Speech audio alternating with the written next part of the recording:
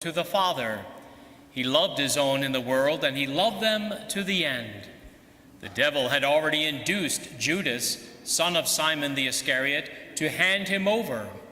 So during supper, fully aware that the Father had put everything into his power, and that he had come from God and was returning to God, he rose from supper and took off his outer garments. He took a towel and tied it around his waist. Then he poured water into a basin and began to wash the disciples' feet and dry them with the towel around his waist. He came to Simon Peter, who said to him, "Master, are you going to wash my feet?" Jesus answered and said to him, "What I am doing you do not understand now, but you will understand later." Peter said to him, "You will never wash my feet."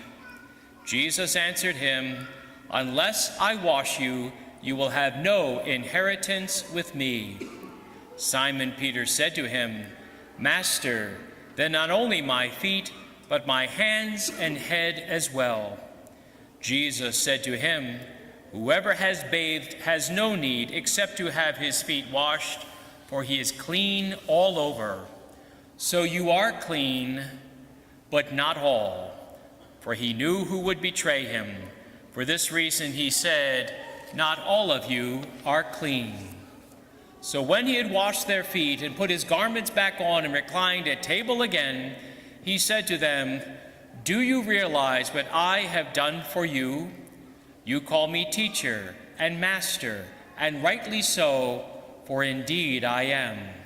If I therefore, the master and teacher, have washed your feet, you ought to wash one another's feet. I have given you a model to follow, so that as I have done for you, you should also do." The Gospel of the Lord.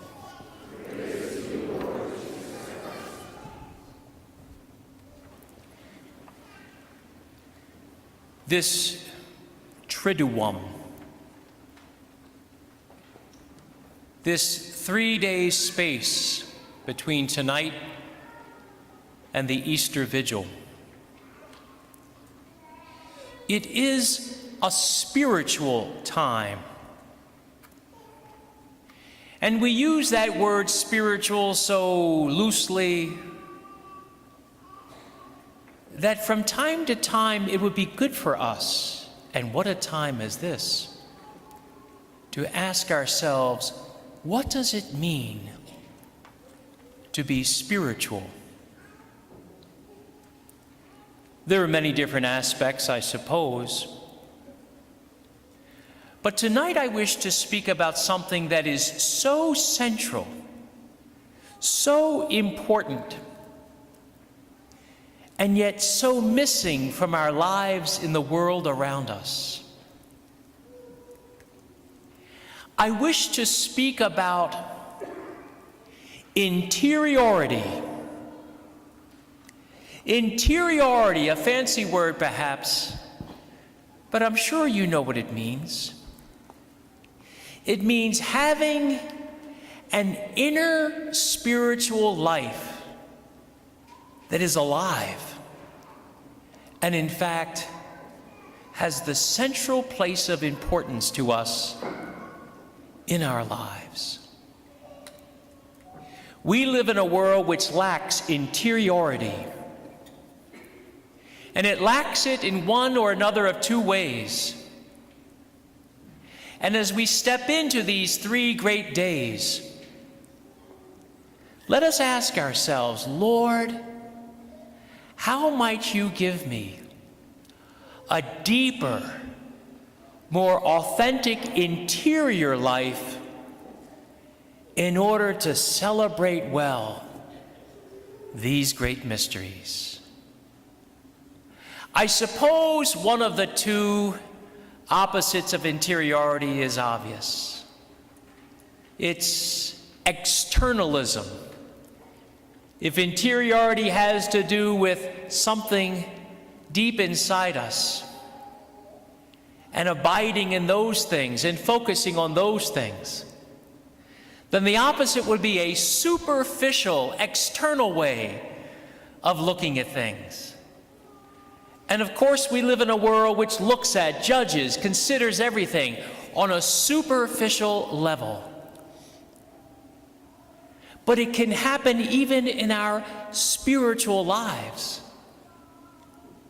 We can come to an event like tonight, filled with deep graces, and yet approach it on a superficial level. How do the palm branches look up front? Oh, they look like they're a little dried up. They could use some water. How does Father Baer look tonight? Oh, he looks a little dried up. Maybe he could use some more water or something else. We can take the deepest mysteries and revert to the most externalistic approaches to them. And as a result, our faith dries up. And what we want is a bigger and better show. Bigger bang for the buck. We turn the sacred mysteries into a circus.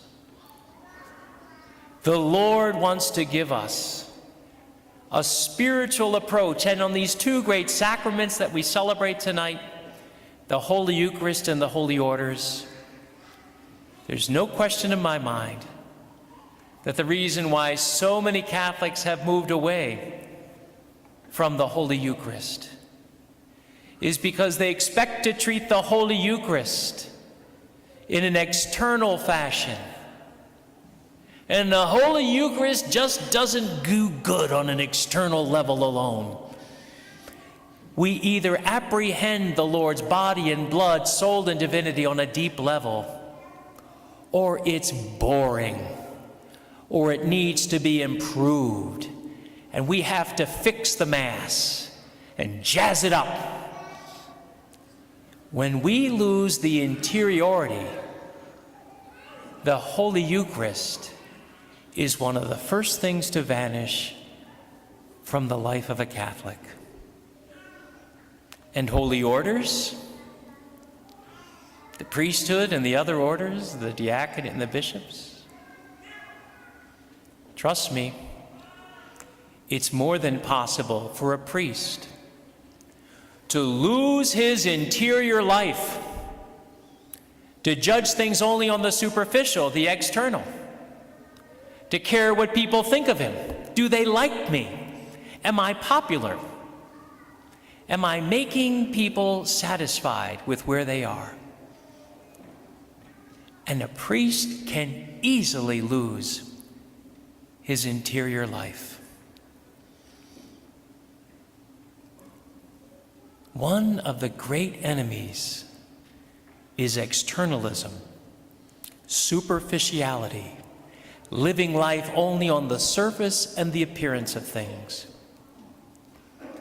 But there is a second great enemy to interiority, one that I suppose is not so recognizable, but I see it all over the place. I see it in me. And that is the confusion between authentic, interior, spiritual life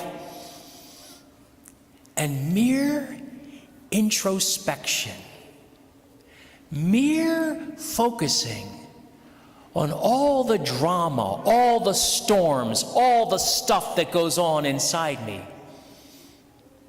And this is a particularly dangerous thing because it can look so much like the interior life. And so many Catholics who do wish to become deeper, they take a wrong turn somewhere. Instead, they're all caught up in themselves. And how are they doing? And the spiritual life gets replaced by a psychological assessment, a therapeutic assessment.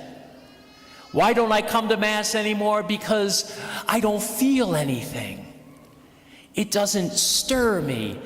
It doesn't give me a holy shiver. And now the spiritual life is all a matter of feelings and emotions. And many people never grow in their interior lives because they don't even know that there's anything deeper and truer than all of that drama, all of that introspection, all of that wondering and worrying and wandering. And on these 3 great holy days, this great single feast that goes from now to the Easter Vigil, this is a beautiful time for us to say, Lord, Lord, in your mercy, please do not allow me to become enslaved to the superficial or enslaved to the merely introspective. Lord, do not let the world and its pomp and its show blind me to the inner realities. And don't let all of the things inside my imperial self, my glorious, ever fascinating self, Lord, do not let those things keep me from seeing you, you who are truly fascinating, truly wondrous, truly worthy of all of my focus. If during this great 3 days, the Triduum, we can make even one small step or two away from externalism, away from introspection, and say to the Lord, Lord, I shall not be satisfied until I go deeper with you. Lord, in your light, I wish to see light. If that can be our goal during this Triduum, what a blessed, blessed moment this will be. Accept no substitute for God.